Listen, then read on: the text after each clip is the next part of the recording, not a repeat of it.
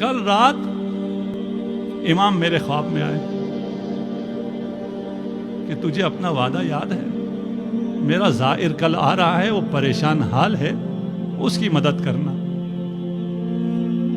میں پریشان تھا کہ میں اس زائر کو کہاں سے ڈھونڈوں، مجھے کیا پتا وہ کون سا زائر ہے جو پریشان حال ہے، اس کی پریشانی کو میں نے برطرف کرنا ہے۔ اتنے میں تمہارا فون آ جاتا ہے۔ ہمیں سمجھ میں نہیں آتا کہ ہم سے کبھی کبھار جو لیا جاتا ہے وہ دینے کے لیے لیا جاتا ہے۔ ایک شخص ہے، وہ حرم میں امام رضا میں آتا ہے، آج سے 30 سال پرانا واقعہ ہے۔ حرم امام رضا میں آتا ہے، اور کیوں آتا ہے؟ اس لیے کہ وہ بینک کرپٹ ہو گیا تھا، بزنس مین تھا، تہران میں ہوتا تھا، وہ بینک کرپٹ ہو گیا، اس کا سارا کاروبار ختم ہو گیا، اس کے قرضے اس پہ اتنے آ گئے، صبح شام قرض خواہ جو ہے وہ دروازے پہ، اس پہ کیس، وہ مشکل میں آ گیا۔ اس نے اپنی بیوی سے کہا کہ کچھ پیسے جوڑو، میں امام کے پاس جاتا ہوں، مشہد جاتا ہوں، وہاں سے میں مدد مانگوں گا، شاید امام کوئی میری مدد کر دے، ہماری یہ مشکل شاید آسان ہو جائے۔ اس کے اپنے پاس تو کوئی پیسہ رہا نہیں تھا، بیوی نے کچھ پیسے جوڑے، اس کو کرایہ کر کے دیا، اور وہ ان پیسوں کو جیب میں ڈال کے مشہد پہنچ گیا۔ زری کے سامنے گیا، خدا ہم سب کو یہ زیارت نصیب فرمائے۔ جو گئے ہیں وہ جانتے ہیں کہ جو بھی مشکل ہو وہاں ساری مشکلات حل ہو جاتی ہیں، انسان کو سکون آ جاتا ہے، مشکل حل ہونے سے پہلے اطمینان ہو جاتا ہے کہ میری مشکل حل ہو گئی ہے۔ یہ شخص بھی کہتا ہے میں دعا کر رہا تھا، دعا کرتے کرتے مجھے سکون سا مل گیا، مجھے یقین ہو گیا میری مشکلات حل ہو گئی۔ اب تو جاؤں گا، تہران پہنچوں گا تو پتہ چلے گا مشکلات حل ہوئی ہیں نہیں ہوئی، لیکن یہاں جب سکون آیا میں نے شکریہ کیا امام کا اور میں واپس چل دیا۔ اگر آپ گئے ہوں تو آپ جوتے رکھتے ہیں، کفشداری ہے، اس کو ایک ٹوکن سا دیتا ہے، اس نے جیب میں ہاتھ ڈالا ٹوکن نکالنے کے لیے، دیکھا جیب کٹ گئی، ٹوکن بھی نہیں ہے، وہ جو تھوڑے سے پیسے تھے واپسی کا کرایہ تھا، دوپہر کا کھانا تھا، وہ بھی جیب سے چلا گیا۔ اب اس کے دل میں طرح طرح کے خیال آنا شروع ہو، میں امام آپ کو دینے والا سمجھ کے آیا تھا، یہاں تو آپ نے جو کچھ میرے پاس تھا وہ بھی لے لیا۔ کہا واپس جاتا ہوں، امام سے گلہ کرتا ہوں۔ زری کے سامنے آیا، سلام کیا، کہتا ہے کہہ نہیں سکا، زبان پہ نہیں لا سکا، لیکن دل میں یہی تھا کہ آپ تو دیکھ رہے تھے نا، میں کوئی پہلی دفعہ بھی نہیں آیا، میں بارہا آپ کے پاس آیا ہوں، پہلے جب آیا تھا میرے پاس اتنا ہوتا تھا، جیب کٹ جائے تو بھی کوئی حرج نہیں تھی، اب تو میرے پاس کچھ بھی نہیں ہے، میں یہی سارا تھا، اب میں کس سے مانگوں، میں کیا کروں؟ آپ اگر دیکھ رہے تھے تو آپ نے میرے ساتھ یہ کیوں کیا؟ آپ نے یہ کیوں لینے دیا کسی کو؟ خیر وہاں سے آخری سلام کر کے کہتا ہے میں واپس چلا، کچھ کر تو سکتا نہیں تھا، مانگ بھی نہیں سکتا تھا، دل میں آیا نہ مانگوں کیا کروں، حرم پہ میں مانگ لیتا ہوں، خود تاجر تھا، اچھا خاصا تھا، آتے تھے، ہم کہتے تھے یہ بھیک مانگ رہے ہیں، پروفیشنل ہیں، جس سے بھی میں کہوں گا وہ یہی کہے گا۔ اس نے اس سے کہنے کی کوشش کی، اس سے کہنے کی کوشش کی، اس سے کہا نہیں گیا۔ اس نے جیب میں ہاتھ ڈالا تو ایک سکہ اس کو ملا۔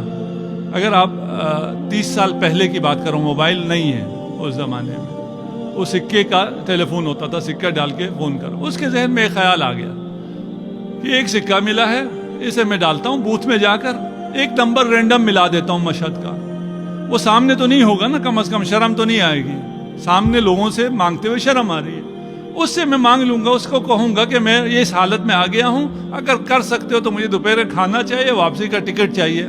اس نے فون کیا، کسی نے اٹھایا، ہیلو السلام علیکم، وعلیکم السلام، یہ میرا معاملہ ہے اور یہ میری مجبوری ہے، آپ میری مدد کر سکتے ہیں؟ اس نے پوچھا آپ کہاں سے بول رہے ہیں، کہاں ہیں؟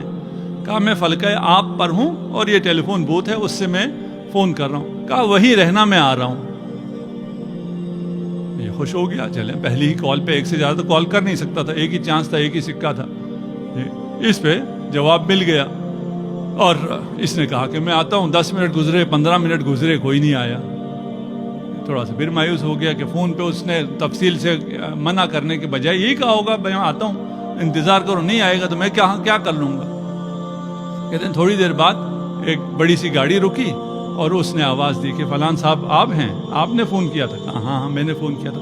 آئیے تشریف لائیے، صاحب آپ کے انتظار میں ہیں۔ اور میں کہا اچھا یہ جو آیا ہے یہ ڈرائیور ہے، وہ تو جانتا نہیں ہے کون کون ہے، یہ کوئی ڈرائیور آیا ہے، چلیں کوئی اچھی پارٹی کو فون لگ گیا، کرایہ تو دے ہی دے گا، یہ کھانا بھی اچھا کھلا دے گا۔ اس نے گاڑی میں بٹھایا اور بہت بڑے سے بنگلے میں لے جا کے اس نے گاڑی پر پارک کی، اور وہ صاحب جو ہے مالک مکان وہ تیار انتظار میں ٹہل رہا ہے، آتے ساتھ اس کے گلے لگایا، اس کا بڑا استقبال کیا۔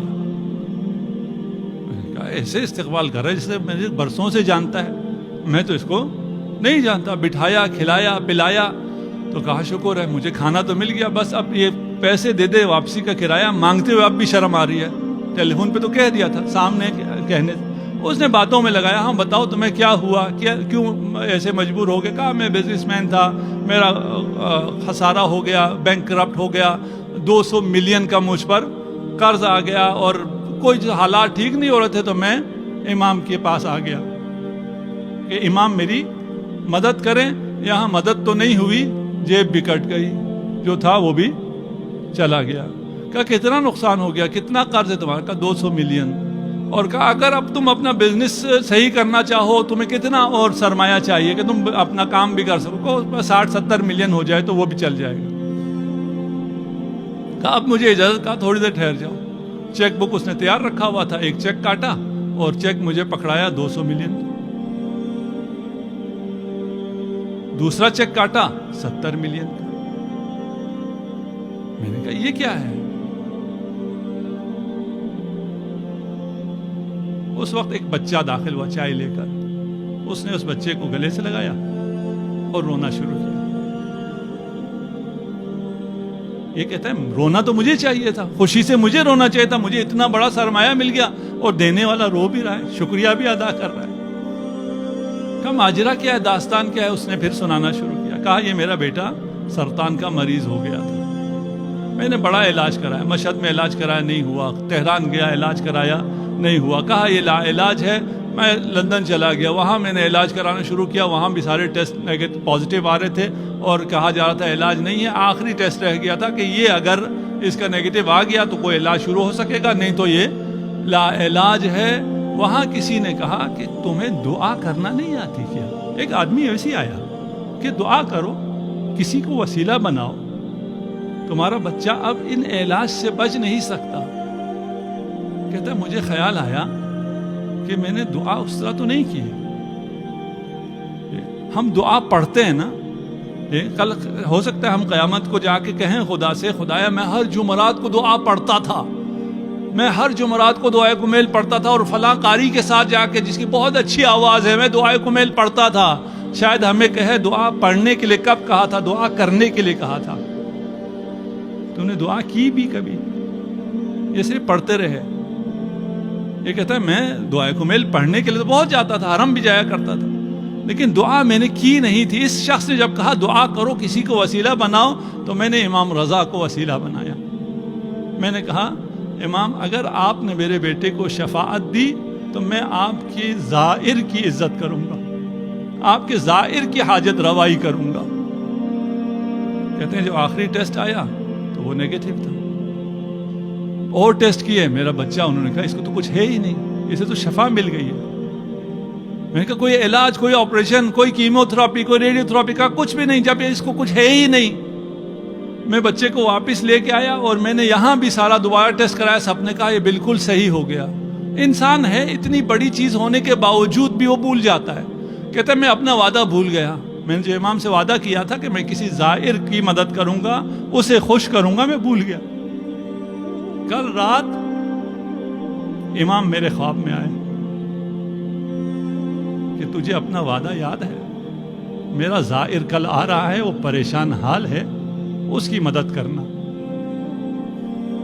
میں پریشان تھا کہ میں اس زائر کو کہاں سے ڈھونڈوں، مجھے کیا پتا وہ کون سا زائر ہے جو پریشان حال ہے، اس کی پریشانی کو میں نے برطرف کرنا ہے۔ اتنے میں تمہارا فون آ جاتا ہے۔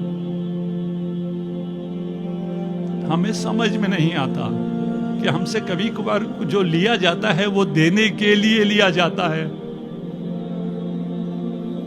وہ جس پیسے پہ تمہیں اعتماد تھا، جس پہ تم بھروسہ کر رہے تھے، وہ تم سے لیا جاتا ہے تاکہ جو حقیقی بھروسہ ہے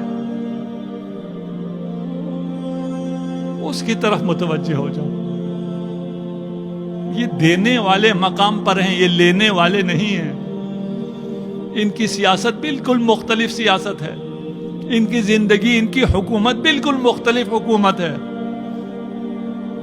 وہ علی ابن ابی طالب جو کہتے ہیں شاید کوئی ایک ایسا فرد ہو جو مجھ سے کمتر ہو میری حکومت میں, اور وہ خود حکمران ہے 50 سے زیادہ ملکوں کا آج کل کے حساب سے. یہ عطا امیر المومنین ہے.